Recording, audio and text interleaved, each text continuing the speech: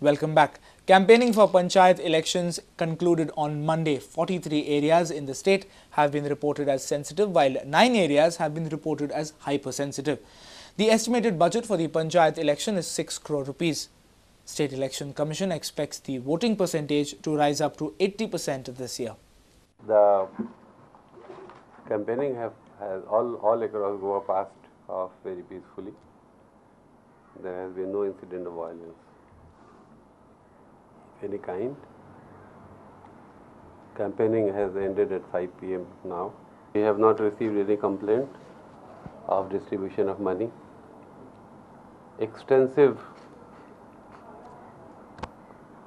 network of observers had been appointed. Percentage of voting last year was 72% and odd. We expect the percentage this time to go up because there is more consciousness. I expect the percentage of voting to go at least to 80%, if not more. Highest number of contesting candidates are in Dicholi village panchayat, while lowest number of contesting candidates are in Rashol and Andhra village panchayat. Around 6,000 employees are involved in the poll process. Yeah, we have about 6,000 people who have been deployed all around Goa for these voting and counting. About 2,500 to 3,000 police personnel are also on duty. The major complaint that we have received from various areas through our observers as well as directly by public has been instigating voters by giving them promises. And our observers have stopped any such activity wherever it was noticed. State Election Commissioner says that he does not feel the need of electronic voting machines for panchayat elections. As of now, I have not found it appropriate to spend 3 crores of rupees, 3.5 crores of rupees only to have electronic voting for panchayat elections. It is not, I don't think it is very prudent to invest such high amount of money, because in panchayat everybody knows everybody. People know each other and chances of bogus voting are almost nil. Moreover, it was not possible to get so many machines also. We would have needed about 3,000 machines if we wanted to conduct these elections. To get that much in a short time was difficult, but I did not try also because I don't think it is necessary.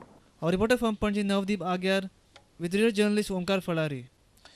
Percentage of diploma holders getting direct admission into second year of professional colleges has been raised to 20%.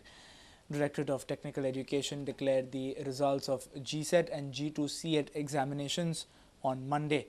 The GSET examination results have been evaluated and processed within 3 working days using electronic objective response sheet technology. Watch this report. DTE declared the results of GSET and G2 SET examinations on Monday. 3,709 candidates have appeared for the GSET examination, while 490 candidates have registered to appear for the G2 SET examinations. One change that has happened this year is, till last year we had only 10% seats. So suppose first year engineering intake is 60 seats for a particular course. Only 6 students could get admission to direct second year. Only 10% seats were there. From this year onwards, it is 20%.